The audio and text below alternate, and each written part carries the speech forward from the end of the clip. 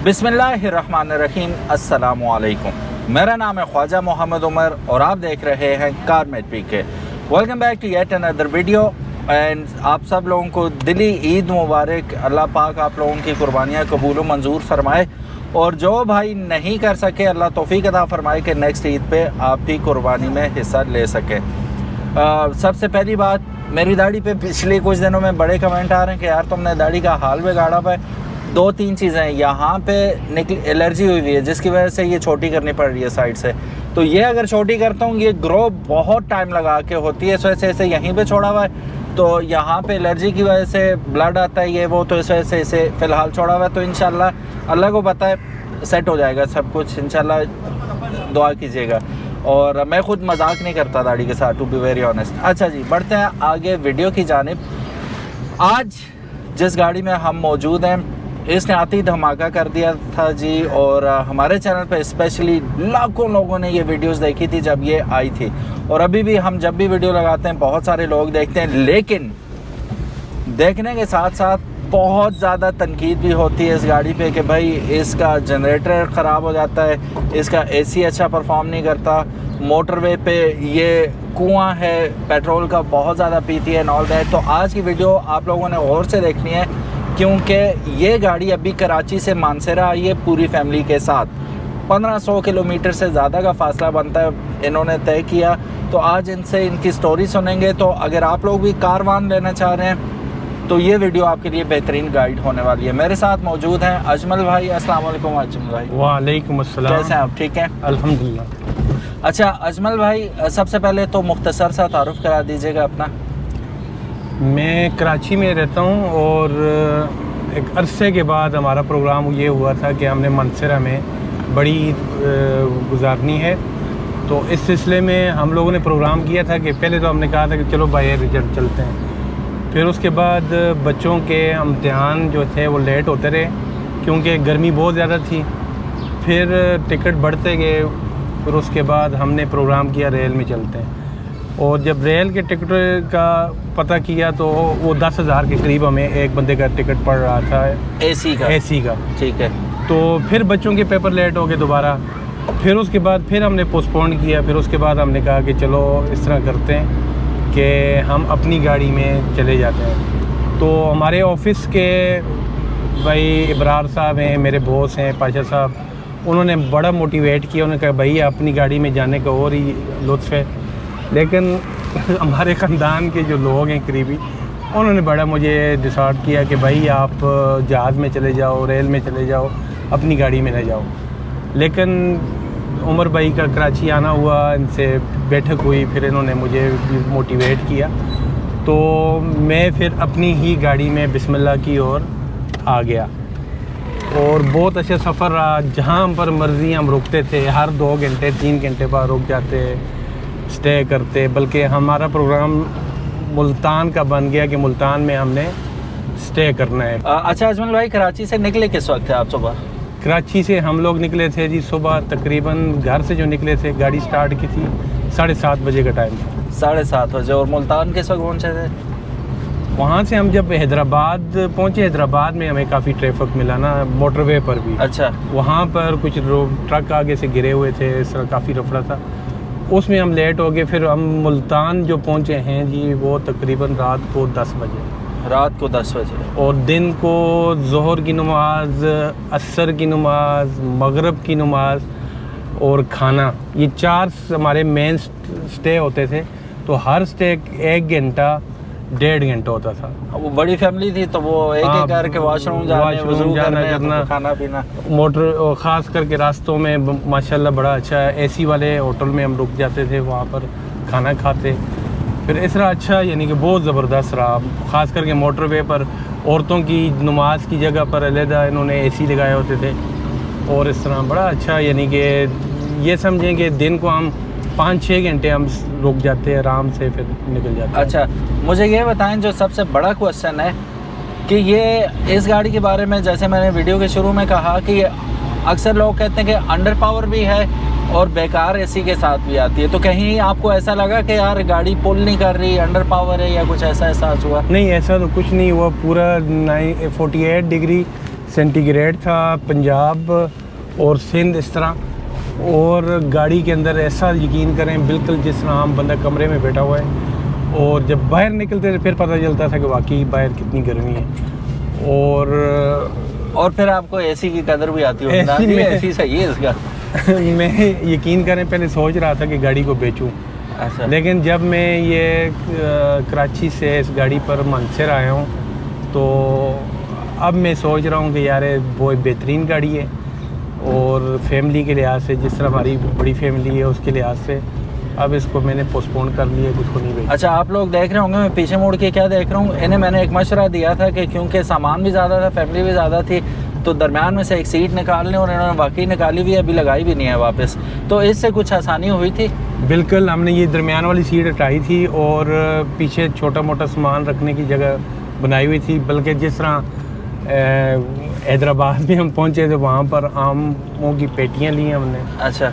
और 60-70 रुपये का किलो हमें पड़ा। यहाँ मानसरे में आए यहाँ 300 रुपये किलो। फिर मुझे एहसास हुआ कि ये 15-20 पेटी ही उठाता बेहतर था। और जो इन्होंने मुझे बड़ा बेहतरीन गाइड किया था कि भाई सामान जो है ना, आप अगर बिल्टी करवा लो बेहतर है, तो इजीली हो जाओगे। मैंने अपने 2 बैग जो थे वो बिल्टी करवा लिए थे। पीछे बस पानी के कूलर वगैरह और इस तरह हल्का फुल्का सामान था, बाकी फिर आम हमने रख लिए थे। और ये जो दरमियानी सीट हमने हटाई है, इस जगह पर हमने फोम के गदेले रखे।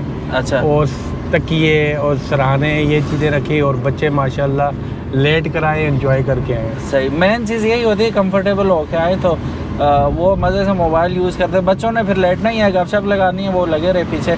अच्छा, सबसे इम्पोर्टेंट क्वेश्चन, जैसा मैंने बताया 15-15.5 किलोमीटर फासला बना, आपका है भी चढ़ाई, वापसी पे तो सारी चढ़ाई है मानसरा तक, कितना फ्यूल लगा अभी तक? मेरा तकरीबन फ्यूल लगा जी 32,000 का, और 269 का 1 लीटर ये है। तो मैंने एवरेज लगाई तो तकरीबन 12.5 से ऊपर ही है। 12.5 से ऊपर। लेकिन मैंने मोटरवे के ऊपर 125, 130, 135 के स्पीड से मैं आया हूँ। अच्छा। और बहुत स्पीड है, हालांकि मुझे अब एहसास हो रहा है कि मैंने इतनी स्पीड नहीं करनी थी। यानी कि जो गाड़ियाँ करोला वगैरह भी होती वो भी 120, 110 से जा रही थी, तो आपने गोली की हुई थी बहुत ज़्यादा मैंने। अच्छा, लेकिन इससे एक और बात वाज़ेह होगी ना कि क्योंकि ये पुराना वेरिएंट है, ये 1000 सीसी वेरिएंट है, अब तो 1200 प्लस आ गई है और इसी कीमत में आ रही है। लेकिन इसी गाड़ी के बारे में शिकायत थी कि ये मोटरवे पे पुल नहीं है इसका, ये बॉडी रोल बहुत ज़्यादा है, तंग करती है। अच्छा, एक और इम्पोर्टेंट क्वेश्चन, इसमें वॉबल तो नहीं था? हाँ, जब मैं 100 पर जाता था तो बिल्कुल वाइब्रेशन थी इसमें। तो मैं जब 110 से ऊपर निकल जाता था, 125, 130, 135, तो यानी कि 110 के बाद बिल्कुल स्मूथ हो जाती थी गाड़ी। बिल्कुल स्मूथ हो जाती थी। अच्छा अच्छा, बड़ा मज़ा आता। ठीक है, तो वो मतलब हाई स्पीड पे इस वजह से मैंने स्पीड भी ज़्यादा रखी थी कि वो बबल या जिस वाइब्रेशन से बच जाओ। वो अभी तो आपने अलाइनमेंट भी करानी है ना, फिर वापसी पे आपको सही अंदाज़ा होगा कि ये अलाइनमेंट का मसला था या हाँ ये मे बी के अलाइनमेंट का मसला, स्टीयरिंग बॉक्स का मसला था। एनीवेज, जैसे हमें कैरी डब्बे में प्ले लगता है बहुत ज़्यादा, 70 से ऊपर जाके मोटरवे पे तो वो कंट्रोल ही नहीं होता ना, इसमें वो सीन तो नहीं था। ये है कि बड़ी मैंने एहतियात से चलाई, हालांकि मेरा छोटा बेटा है यूसुफ बैठा हुआ है, ये भी गाड़ी चला सकता है, तो मैंने इसको नहीं दी इसलिए कि क्योंकि बाद जिस तरह बड़ी गाड़ियाँ जो होती है, जिस तरह डाइवो होगी, बाला गुजर होगी, इस तरह की गाड़ियाँ, उसको जब मैं क्रॉस करता था तो गाड़ी थोड़ा सा हाँ वो बॉडी रोल होता था और ट्रक वगैरह जो गुजरते थे उससे कुछ नहीं होता था। सही। तो मैंने फिर इस वजह से अपने बच्चे को भी नहीं दी। मैंने कहा यार ये ऐसे फैमिली है और कोई ऐसा मसला ना हो जाए। अच्छा, वो टायर फटने का क्या सीन हुआ था? हाँ, मुल्तान मोटरवे पर जिस तरह हम चढ़े तो आगे बहुत ज़्यादा ट्रक थे, तो साइड से एक रास्ता होता है पट्टी के साथ, पूरी गाड़ी गुजर सकती है, वो मैंने गुजारी तो माशाल्लाह गुजर गए। फिर आगे फिर इसी तरह रश में फंस गया, तो फिर मैंने साइड पर किया तो आगे एक नोकदार पत्थर था। अच्छा। वो नोकदार पत्थर, अब मैं चला तो गया, अब ना आगे का ना पीछे का। अब मैं राइट होता हूँ तो ट्रक के साथ लगता हूँ, लेफ़्ट होता हूँ तो नीचे खाई में जाता हूँ। मैंने कहा इसके ऊपर ही गुजार दो, बस उसके ऊपर गुजारा तो बस समझ गया आगे गाड़ी डोलने लगी, यानी कि वो मूवमेंट करने लगी। अच्छा। तो साइड पर किया, पता चला कि पूरा टायर ही फटा हुआ है। ओहो। फिर छोटा बेटा है मेरा यूसुफ, अच्छा। माशाल्लाह वो 49 की सेंटीग्रेड डिग्री पर उसने खुद ही टायर चेंज किया। अच्छा। और जो स्टपनी जो टायर था वो लगाया। फिर आगे जाकर पता किया, मैंने समझे चलो ये पंचर हो गया होगा। वो गया तो वो उन्होंने कहा भाई ये तो आपका टायर फटा हुआ है। हाँ, फारे हो गए। फिर मेरी किस्मत इतनी अच्छी कि वो बंदे इतने अच्छे थे कि उन्होंने कहा कि भाई हमारे पास दो किस्म के, एक चाइना के एक जापानी, एक टायर ही बचा है, तो ये जापानी टायर आप लगा लें। तो वो तकरीबन 12,000 फाइनल उन्होंने मुझे दिया। तो उसका यहाँ मानसरे में 18,000 की कीमत है। अच्छा। तो मैं बड़ा वो खुश पता हुआ, किया आपने? मैं बड़ा खुश हुआ यार। पहले मैं परेशान था कि मुझे महंगा दिया होगा, अच्छा। लेकिन जब यहाँ मानसरे अगर बंदों को बताया, टायरों वालों को, उन्होंने कहा यार ये तो ओरिजिनल जापानी टायर है हाँ। और बहुत अच्छा आपको उन्होंने बड़ा सस्ता दिया है। अच्छा, मानसरा आके एक चीज़ आपको पता चली होगी, मानसरा वैसे ही महंगा है बहुत ज़्यादा। हाँ, हर मानसरा चीज़ ही महंगी है यहाँ पे। अब कराची में आम जो थे 100, 120 और बहुत अच्छा आम जो था 150 का था। यहाँ बहुत अच्छा आम 300 का मिल रहा है और आम 200 और 250 के मिल रहे हैं, यानी कि आम के लिहाज से। बाकी तरबूज वहाँ पर जो पंजाब का है वो 80 रुपये का था। अच्छा। और यहाँ पर 50 का है। ये सस्ता है यहाँ पर, तरबूज सस्ता है। तरबूज सस्ता है। चलो जी, आप लोगों ने तरबूज खाना तो मानसरा आप लोगों ने ज़रूर आना है। वैसे भी अभी टोटल जो है ना साहिब इस्तात लोग पंजाब से और पेशावर मैदान से सारे नारायण का गानी पहुँचे हुए हैं, तो यहाँ से तरबूज लेते हुए जाना। कुछ इकोनॉमी में आपका भी हिस्सा डल जाएगा मानसरा के। एनीवेज, सबसे बड़ी शिकायत क्या है आपको इस गाड़ी से इस सफ़र के बाद, और सबसे अच्छी चीज़ क्या लगी? ये दो चीज़ें बता दें। शिकायत तो मुझे एज इट कुछ नज़र नहीं आई। बस ये है कि फ्यूल इसने तकरीबन 12.5 की एवरेज ली है, लेकिन वो तो मेरी अपनी भी वो था कि मैंने बहुत full on high AC speed पे 135 पे। वो तो था। बाकी मुझे तो ये गाड़ी बहुत पसंद आई। पहले मैंने कहा ना कि मैंने बेचनी थी, लेकिन अब मैंने पोस्टपोन कर लिया कि मैं इसको ही रखूँगा। बड़ी बेहतरीन गाड़ी है। अच्छा, जाने से पहले एक बात बता दूं, मेरी जो पहली वीडियो थी कारवान की, 7-8 लाख लोगों ने देखी वो वीडियो।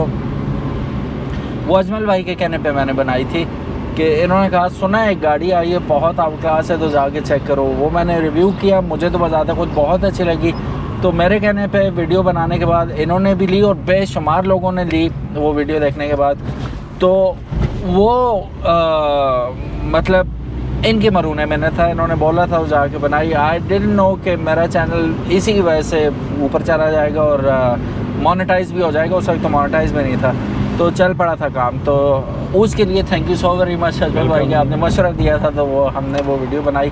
एनीवेज, अब इसमें स्पेयर पार्ट्स का इशू कैसा है, फेस किया है नहीं किया, ये भी बड़ा इशू है क्योंकि लोकलाइज नहीं हुए हैं ना इनके पार्ट्स वगैरह, तो सिर्फ फ्रेंचाइज से ही मिलते हैं और जब अक्सर जाओ तो वो ख़त्म ही हुए होते हैं। आपके साथ कोई एक्सपीरियंस हुआ, क्योंकि ये पहले मॉडल्स में से है आपके पास अभी तक? कितना अर्सा हो गया इसे? इसके 3 साल हो गए अभी, बल्कि नहीं, अगस्त में 3 साल हो जाएंगे। और कितना चल गई है ये तकरीबन? ये अभी चल गई है ये 18,000 चल चुकी है माशाल्लाह। मेरा ऑफिस और गाड़ी जाना था। सही आपने चलाई कुछ भी नहीं है इसमें, तो कराची से इधर भी आए हैं आप? हाँ, वो भी 1500 भी ऐड कर। हाँ, क्या बात है। आप मेरे पास होती है अभी 70-80 हज़ार, नहीं जी 1 लाख क्रॉस कर चुका होता है आराम सुकून से। एनीवेज, तो कोई शिकायत अभी तक फेस किया आपने? कोई चीज़ इसकी ऐसी कोई तंग किया हो जिसने और फिर मिली भी ना हो? नहीं, ऐसा तो कुछ नहीं। पिछले दिनों में तो मसले आए थे गाड़ी में। तो ये हमारे यजदानी मोटर्स हैं कुरंगी में, कराची। अच्छा। तो बहुत अच्छा स्टाफ है, बहुत ज़बर कोऑपरेटिव है और इतने अच्छे लोग हैं कि हीट कूल का लीक हो गया था, वो तकरीबन 2 लाख के करीब है। 2 लाख के करीब? हाँ, 2,10,000 के करीब। अच्छा। तो उसमें एसी वगैरह ये सारा पूरे पैकेज होते हैं इसमें। अच्छा। तो उन्होंने कहा कि भाई ये हम आपको चेंज करके देंगे और वारंटी के अंदर देंगे और फ्री में करके देंगे। और उनको मैंने बताया कि भाई मैंने मानसरा जाना है, तो उन्होंने विद इन 2 डेज़ उन्होंने अरेंज भी किया, लगा कर भी मुझे दिया। फिर उसके बाद 3-4 दिनों के बाद इसका वो जनरेटर का थोड़ा मसला आया, तो वो मैं उनके पास लेकर गया। उन्होंने वही जनरेटर उतारा और नया 1.2 वाला जो है नया मॉडल उसका जनरेटर लगाया। उन्होंने कहा कि अब इसमें मसला नहीं आएगा। यानी कि वो भी उनकी फ्री ऑफ कॉस्ट? वो भी फ्री ऑफ कॉस्ट 70,000 का है वो भी। तो कहने का मुराद ये है कि वारंटी है तो ज़रा तंग नहीं करते और जितना जल्दी भी हो सके वो दे देते हैं। मैं तो इस लिहाज से बड़ा मुतमईन हूँ। चलें जी, ये भी एक, क्योंकि जो भी कोई गाड़ी लेगा पहली चीज़ यही मद्देनज़र रखता ना कि यार पार्ट्स में मिलेंगे कि नहीं मिलेंगे। तो ये वारंटी में था तो इनके दोनों मसाइल हल हो गए। और इवन मानसरा में भी जो हैं चंगान वाले, ये कहीं पे भी है, relatively these people are more professional, more courteous. हाँ, हो सकता है कभी कभी किसी का एक्सपीरियंस गलत हुआ हो या उन्हें सही एंटरटेन ना किया हो सकता है, वेरी मच पॉसिबल। लेकिन मेरे अपने एक्सपीरियंस में और अजमल भाई के एक्सपीरियंस में फ़िलहाल हम लोगों को वी आर सेटिस्फाइड। हाँ, क्योंकि ये स्पॉन्सर्ड वीडियो नहीं है तो कोई ऐसी वैसी बात होती तो हम डेफिनेटली वो भी आपके सामने रखते, या हम जिक्र ही ना करते कि जनरेटर भी इसका ख़राब हुआ है और इसकी वो बाकी भी चीज़ें ख़राब हुई, 2-2.5 लाख रुपए की वो चेंज हुई, तो हम जिक्र ही ना करते कि यार बिल्कुल फिट गाड़ी है। ऐसा नहीं है, कोई भी गाड़ी मुकम्मल नहीं होती। बहरहाल कराची से यहाँ तक आने में इनको पुश बैक बहुत लोगों ने किया था कि तुम्हारी गाड़ी तो यूँ स्ट्रेट है, हवा का दबाव ज़्यादा होगा, तुम चला नहीं पाओगे, सीट्स ऐसी होती हैं, वो जो खौफ दिलाने वाली बातें होती हैं। तो उसको इन्होंने ओवरकम किया। मुझसे इन्होंने मशवरा पूछा था तो मैं कहा अजमल भाई मैं ख़ुद चला के लाया हूँ गाड़ी और वापस भी लेके जाऊँगा, तो अब मैं आपको कैसे मना करूँ कि आप ना जाएँ जी। मेरा सफ़र तो बड़ा अच्छा गुजरा था, आपका भी इंशाल्लाह आयतुल कुर्सी पढ़ के निकले, अल्लाह खैर करेगा। वही बात हुई, आज आराम सुकून से आगे।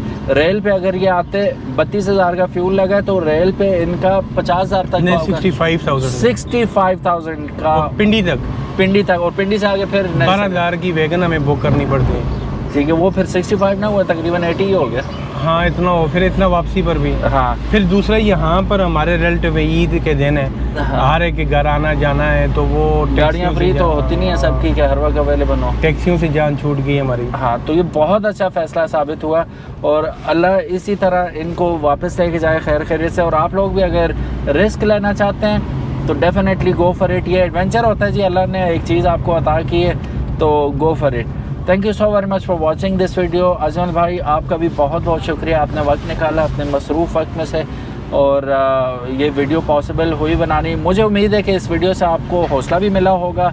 अगर आप इवन आपके पास कैरी डब्बा भी है ना, चलता है, गो फॉर इट, लेके जाएं आराम से। कौन से लोग शराड पता नहीं 87 मॉडल 85 मॉडल लेके नारायण पहुँचे हुए होते हैं, कुछ भी नहीं होता। हिम्मत करने की बात है, बस आयतुल कुर्सी पढ़े और निकल जाए, अल्लाह खैर करेगा। Thank you so very much for watching this video. अपना बहुत ज़्यादा ख्याल रखिएगा। अल्लाह हाफिज़, अस्सलामु अलैकुम।